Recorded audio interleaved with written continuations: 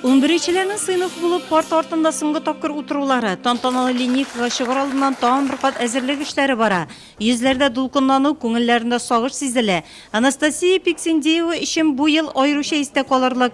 Ул рус теле буенча Мәскәүдә үткән Бөтен Россия мәктәп укучылары олимпиадасында призер, 8-нче сыйныфтан рус теле һәм әдәбияты белән кызыксына.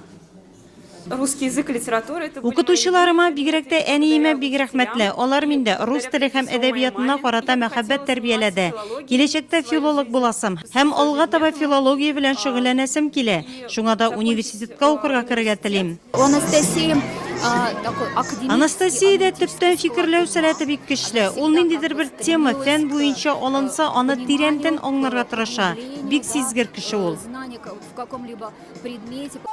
Әлеге чыгарылыш мәктәпнең горурлыгы 3 укучы алтын медальгә дәгъвалый. Башкалары республика, район күләмендәге олимпиадаларда, фәнни конференцияләрдә алдынгы урыннарны яулаган, спортта уңышларга ирешкән.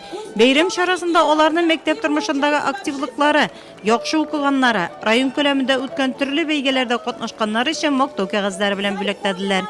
Быел безнең мәктәп күләмендә дә зур уңышлар. 43 бала олимпиадаларда катнашып җиңүчеләр булдылар. Те знания, которые вы получили в стенах этой школы, я думаю, позволит вам успешно сдать эти экзамены.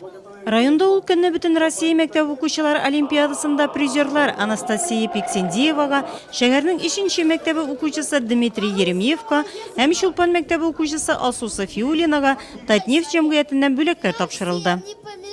Бу акция беренче тапкыр бу ел. 25 бала республикада.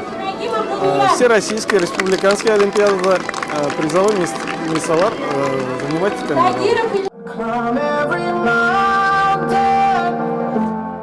Соңгы кыңгырау бәйрәмендә традиция буенча чыгарылыш сыйныф укучылары вальс биеде, күккә ак күгәрченнәр дә очты. Мәктәпнең 27-нче чыгарылышы бу. 49 укучы 9-нчы сыйныфны тәмамлады.